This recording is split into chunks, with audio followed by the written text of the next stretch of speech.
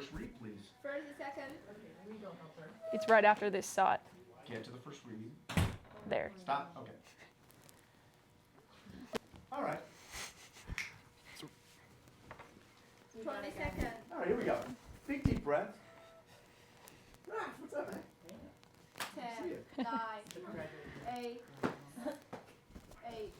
7, 6. Stand by.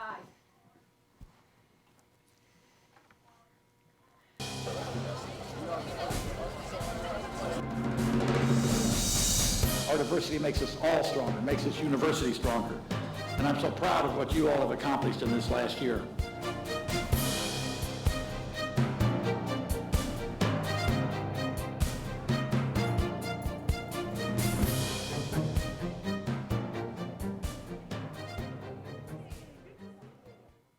KKSU-LD, broadcasting in high definition from Kansas State University, covering Manhattan, Riley County, and the Flint Hills. You're watching Channel 8 News. I decided This to is speaking though, because I want to represent my community. And if I don't speak how I feel, who will? Yesterday, K-State hosted the 3rd annual KS Unite event with the goal of fostering inclusion and diversity. Good morning and welcome to Channel 8 News. I'm Bailey Short. And I'm Nick Yuska. Today's show features an in-depth look at the KS Unite, an initiative to help bring the K-State community together. And the local elections taking place in Manhattan. The campus-wide KS Unite event was held yesterday afternoon. This is the 3rd year that the event has taken place. Channel 8 reporter Stephanie Nutt has more details about KS Unite and what it's all about. Students, faculty, staff, and surrounding communities joined together for KS Unite to reaffirm who they are, what they value, and what they stand for as a K-State community. Here at Bosco Plaza, faculty and students are heading inside the K-State Union to attend the 3rd annual KS Unite. According to the Kansas State website, KS Unite is a movement that joins the entire university family together to uphold the value of human diversity and inclusion for all. Dora Gallo, a Hispanic student at Kansas State University, describes what KS Unite means to her as a minority student.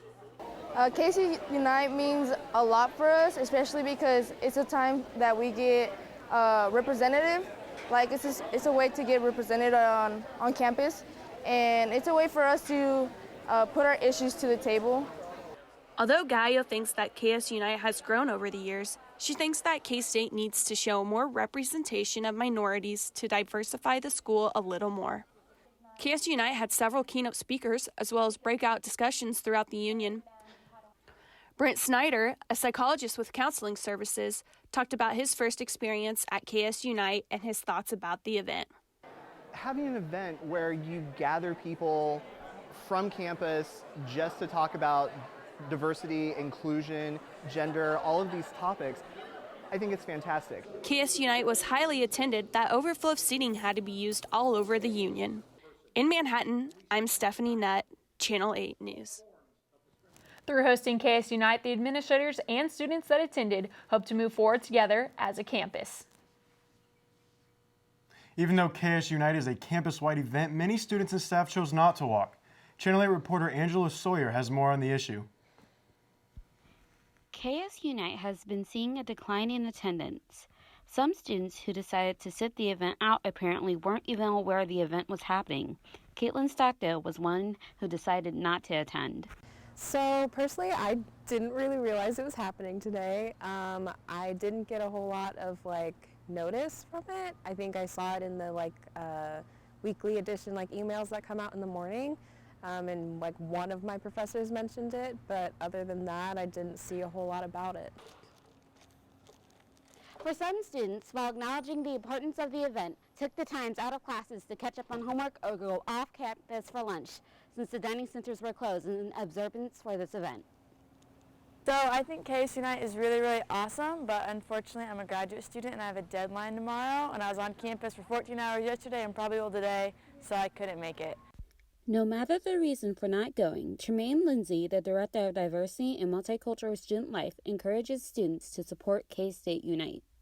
I've always communicated to students that a couple of things.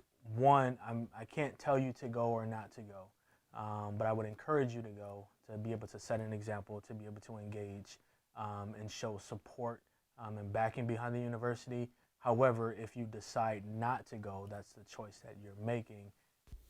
Lindsay also said that the best way to improve the event is to attend, and even if they were in attendance or not, the day was not lost to the students on the K-State campus. Angela Sawyer in Manhattan, Channel 8 News. KS United has received support from both the faculty and students. And while the numbers have decreased over time, the idea of moving forward together is something that still remains on campus. We will now go live at the Multicultural Student Center with Channel 8 News reporter Bernie Harkins. Bernie?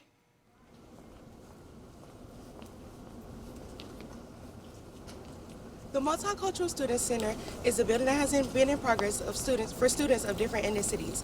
There have been a variety of opinions based on this building. I got a chance to speak with several people close to this issue. Some students feel the Multicultural Student Center will help with cultural competence. Others feel the building is a step backwards. Some feel that they are specifically excluded from the building because they're not multicultural or they don't consider themselves multicultural. While the Multicultural Student Center is expected to be finished by fall 2020, the university is hopeful that this will provide an inclusive space for multicultural students. Cultural competence and learning here on campus for every member of our community, students, faculty, staff. This gives us a space to be able to work on our cultural competency development. The white population is dominant at K-State at 75%, while the Black and Hispanic population totals a total of 10% combined. Other 15% includes Asians, Native Hawaiian, or other Pacific Islanders. By comparison, enrollment for all universities offering doctorate degrees are just under 51% of white people. I think it's the bare minimum that K-State could do to provide a space for them to feel like they're at home and welcome. Although Clark will not be here when the Multicultural Student Center is finished, he hopes his fear will not come true. In Manhattan, Bernie Harkins, Channel 8 News. Yes. Clark, stand by. I'm Bernie Harkins, standing here with Brandon Clark, Student Program Director. So, why do you believe it is important to have a center like this available to students? I think it's important for our students here at K-State, particularly our multicultural students, to have a sense of belonging and feeling a part of the K-State family, and just really having a place where they can do their programming, where they can study, and where they can help create more diverse programs for our campus. So for that and for many other reasons, it's important to have the center here at our university. Awesome. So how do you feel that the Multicultural Student Center will affect diversity? I think it's going to enhance diversity. I think it's going to make diversity more visible on our campus as we continue to grow and as diversity continues to become a bigger part of our society. I think it's important to have this center, and I think K-State is going to continue to be a leader in diversity as it has been for many years because the center is here. Awesome. Thank you, Clark. Now back to you, Bailey, at the desk.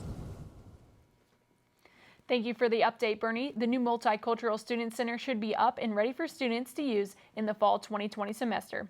For more opportunities at Kansas State for a diverse array of students, here's MHK All Day reporter Monica Diaz.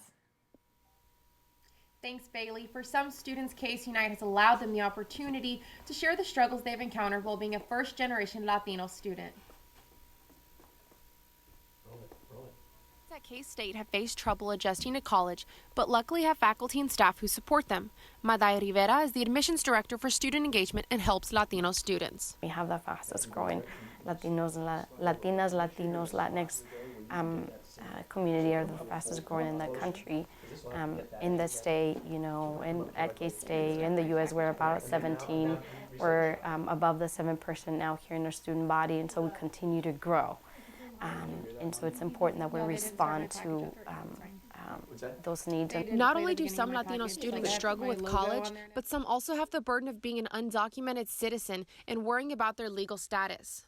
As the Latino population continues to grow, students here at Kansas State University are more than welcome to attend despite their legal status. Dr. Jeff Smith is a professor at Kansas State and has done research in the field of immigration. Some states are very hostile towards undocumented immigrants. Kansas is a very receptive state, and the border regions and the state of Kansas has taken measures to try to accommodate students in special status. Sitlali Orozco is an undocumented DACA recipient who attends the university. As she continues through her junior year, she faces financial difficulty, but is continuing to remain optimistic. Don't give up on your goals, because although it does get really stressful and really difficult, and sometimes you just don't know how you're gonna pay or how you're gonna just get through it, it's really, really worth it. And it's for me, I'm doing it for my family, and it's really the end reward will definitely be very satisfactory. Despite these legal setbacks, many undocumented students continue to pursue their education and change the stigma around DACA recipients.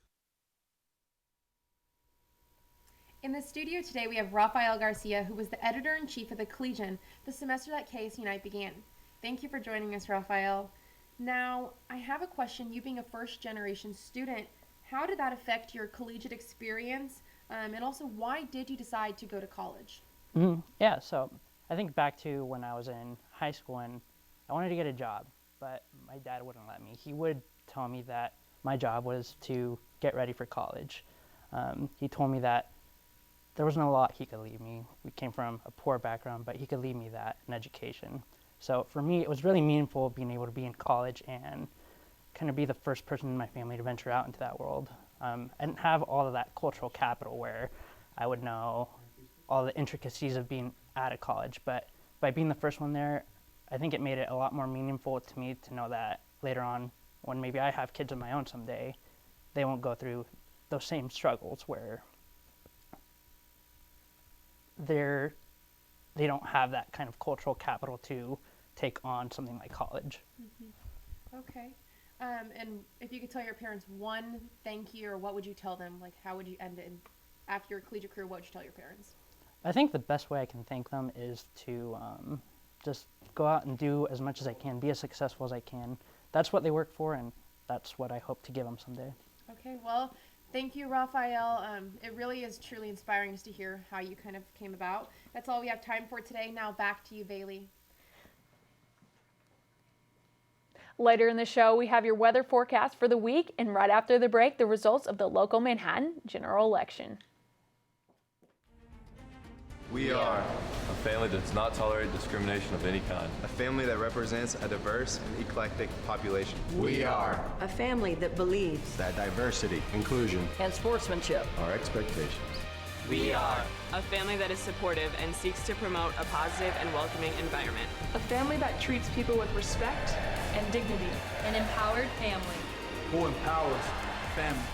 We are family, diverse and together. This was my first time taking an online course, and well, it went really, really well. It really did not feel like an online course for me. It felt like we were in a classroom talking and discussing and collaborating with each other.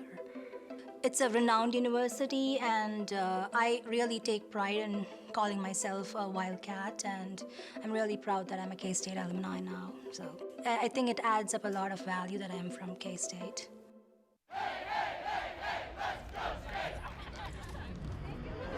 Welcome to K-State. We're so excited all of you came to visit us here on campus. We're going to be starting our tour here in front of Anderson Hall, which is our administrative building and kind of our iconic building on campus. It houses our president's office and our vice president for student life. All right, let's get started. We're going to be going to the Union next. It houses our board.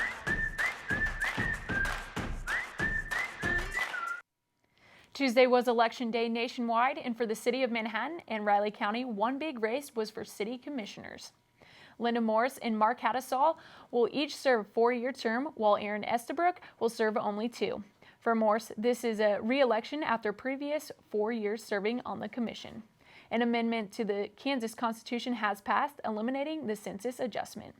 In the past, military and college students chose their own counties during the census, but with the vote passing, Kansas could save over $8,000. Each decade will be assessed only by the federal census. The sales tax increase in Manhattan was voted against, but high-priority projects are still in need of funding. According to the city, it's likely that some projects will be postponed until funding is assigned. And the results are in. The Manhattan local election finalized at 7 p.m. on Tuesday evening. Laura Keener has more on the new commissioner-elect and details from the polls. Citizens made their voices heard on Tuesday at the Manhattan general elections. The ballot had selections for City Commission and School Board, but also had questions regarding a Kansas constitutional amendment as well as a proposed tax increase. There was the vote on the sales tax. That failed, and it failed by a significant margin.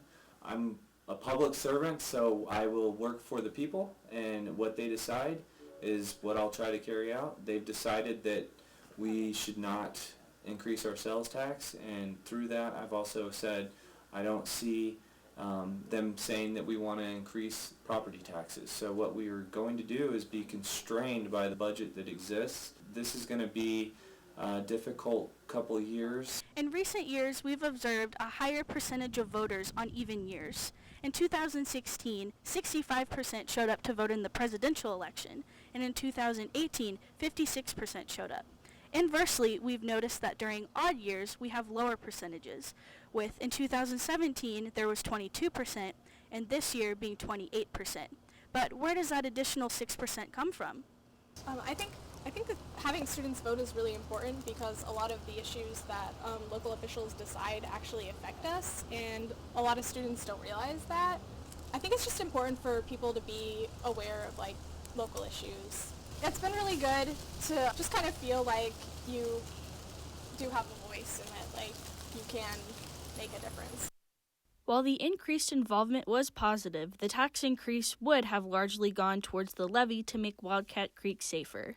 In Manhattan, this is Laura Keener, Channel 8 News. Estabrook explained that since the tax increase was not passed, the city will need to look internally to make some cuts. The sales tax that Manhattan voters turned down on Tuesday would have increased Manhattan's sales tax to 9.25% and could have generated up to an estimated $3 million in additional revenue.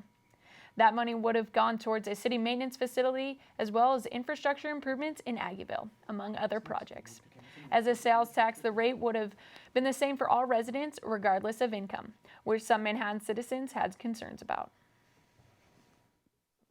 Well, a sales tax hike would affect my purchases because, say, I was going to Chipotle, I expect a burrito to be like $7. If the sales tax was higher, it might end up being like $8.50, $9, and that'd be enough to make me want to go somewhere else and change my purchase decision. Some bars in Aggieville and around Manhattan are on their way to becoming safer.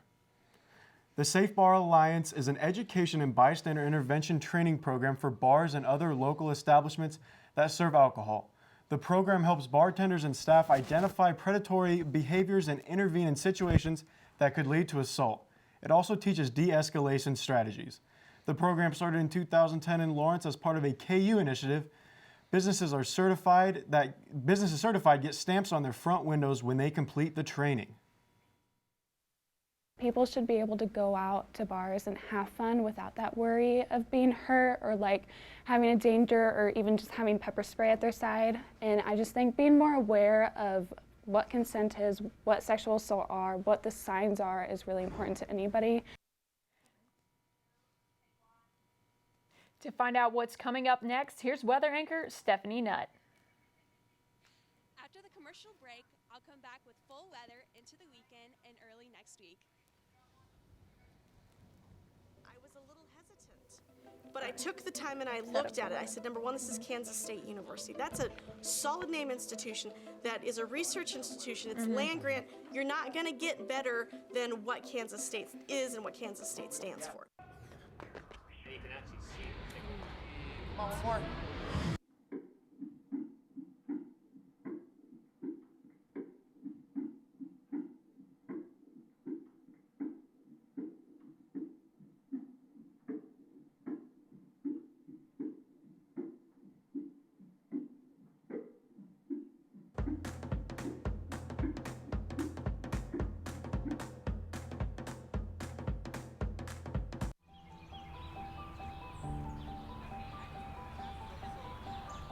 H1 minus H2 plus V1 squared minus V2 squared all over 2. Are you ready?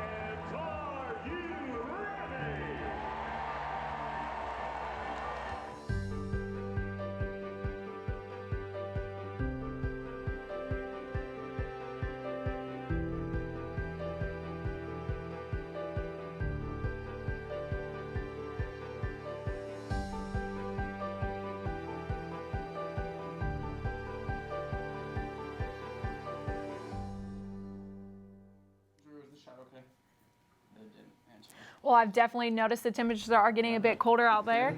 Yeah, I noticed how chilly it was on the walk into the studio this morning. Yeah, well, our weather anchor Stephanie Knott has more on the cold weather it has in store for our community. Thanks, Bailey and Nick. As we look at our national temperatures, it's going to be warmer throughout the south and colder as we head up north. It'll be rainy throughout some areas and cloudy throughout others. As we look into our Kansas map, it's going to be in the high 30s between the mid 40s throughout the state. As we move into our 24-hour agenda, it's cool right now, and as the sun comes out, it's going to be a lot warmer. For our 5-day forecast, it's going to be warmer over the weekend, but still cloudy, and colder as we come back on Monday. Make sure to bundle up, as you can take layers off, but you can't put them on. That's all the time we have for weather this week. Back to you, Bailey and Nick. Thanks, Stephanie. When we come back after the break, we have a rundown of the high school football playoff tournament, including a few local teams who are still playing. And hear from coaches and beloved returning starter heading into the new season of K-State men's and women's basketball. Left side three ball, yes! Throws it down! Wow!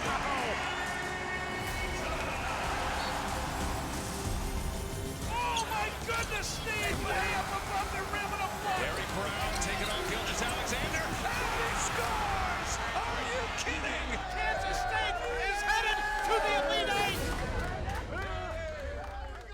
Now throws it up the glass and it goes in! And in one for Peyton Williams! To the left, it's wide open for Reiki. Yes! Three-pointer! Goff gets the ball back, left baseline, 8-footer. Good!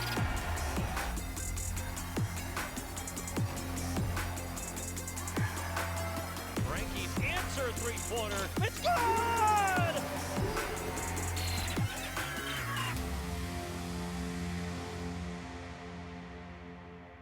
Your identity is who you are. Feels pretty good. Hurts a little bit when I'm putting pressure on it, but not too bad. What's your pain level at? Probably like a 3. Okay, cool. So much better than yesterday. Yeah, a lot better. All right.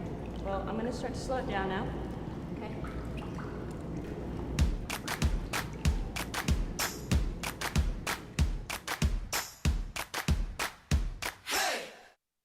Sports anchor Alan Garrett is here for an update on high school football state playoffs and the beginning of the K-State men's and women's basketball season. Alan?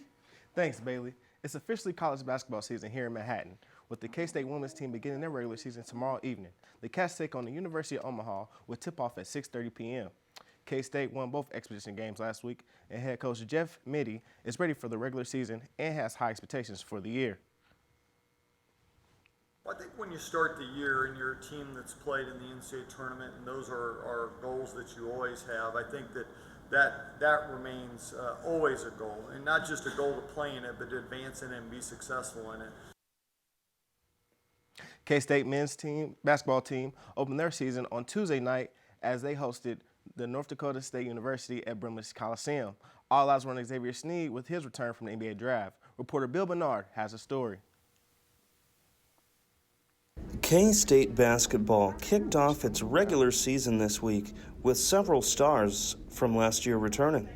Among them is Xavier Sneed, one of K-State's 3 returning seniors. His experience as a leader and high-level play make him a valuable addition to the Cats roster. We just thought this year with a younger team, we needed to have dress rehearsals, and in the long run, maybe it's good. Still at defensive line, I still got a lot of young guys in the game. Still learning the principles and where to be, and some of the different sets that we like to call out on defensive wise. And so, just learning right now, learning experience. Men's basketball begins again with the Kansas State Wildcats paired up against the North Dakota Bisons. Star player Xavier Sneed returns from the NBA draft as a starter for the new season of basketball, where he has a total of 105 games under his belt, and Coach Weber stated he has great expectations from him. The legacy will be told what he does now. You know, he's been part of really special things, but now it's his turn. And that doesn't mean he has to be a superstar, but he has to help us win. He has to be a great leader and have I want him to have an efficient year. If he has an efficient year, he's good. From Bramlage Coliseum, this is Bill Bernard of Channel 8 News. With the 67-54 win over North Dakota State, the Cats are off to a strong start, beginning the year off 1-0. This Friday, Manhattan High School hosts Lawrence Free State in one of 8 regional games in the 6A bracket. It's a rematch from last year's sectional game in which Manhattan beat Lawrence 41-19 to advance to the semifinals. Both teams are entering this game with an 8-1 record and hope to advance to the sectional game. Playing in their home stadium, the Manhattan High seniors have at least one more chance to perform in front of their home crowd. The Indians head coach Joe Schartz is excited to see how his players will leave it all on the field. With the way that the seeding finished this season, we were able to be a 4 seed, so that's why we're hosting. It's a special time for our seniors to be able to play another game here at Bishop Stadium, and I know they're going to play very well. The Indians host Lawrence Free State High School tomorrow evening at 7 o'clock here in Manhattan. That's all we have for sports this week. Back to you, Bailey. Thanks, Alan. After the break, we'll be right back with one last look at weather before the weekend is here.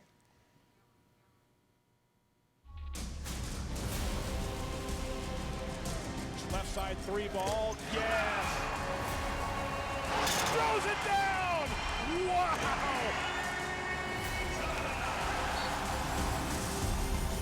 Oh my goodness, Steve! Way up above the rim and a block! Derek Brown taking on Gildas Alexander, and he scores! Are you kidding? Kansas State is headed to the Elite Eight! Now throws it up the glass, and it goes in! And in one for Peyton Williams! To the left, it's wide open for Reiki. Yes! Three-pointer! Well, gets the ball back, left baseline, 8-footer. Good!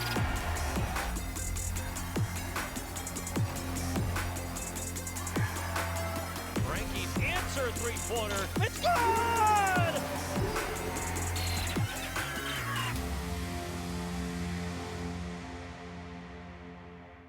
Your identity is who you are. Feels pretty good. Hurts a little bit when I'm putting pressure on it, but not too bad. What's your pain level at? Probably like a 3. Okay, cool. So much better than yesterday. Yeah, a lot better. All right. Well, I'm going to start to slow it down now. Okay.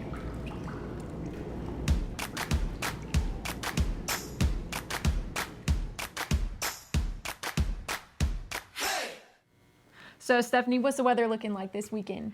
You know, there is a big football game. Manhattan High's playing football Friday night, and it is going to be cold, so be sure to bundle up. Get your jackets, your coat, your scarf, your hat, your gloves. Make sure you really bundle up and stay warm. Yeah. I don't know about you, but I'm pretty excited. I'm going to Texas, so I'll be staying away from that cold weather. Yeah. I'll just be wrapped up in my basement, so I'm not really worried about the weather, to be honest. I'll be bundled up on my couch, making sure I'm staying warm watching the game at home. Yeah, so if you are heading out to that game, make sure you do bring all your coats, jackets, gloves. It is going to be a pretty cold one, but then on Saturday, I know it's supposed to get warmer. That's all we have for Channel 8 News today. Make sure you tune in next Thursday for more coverage on Channel 8 News.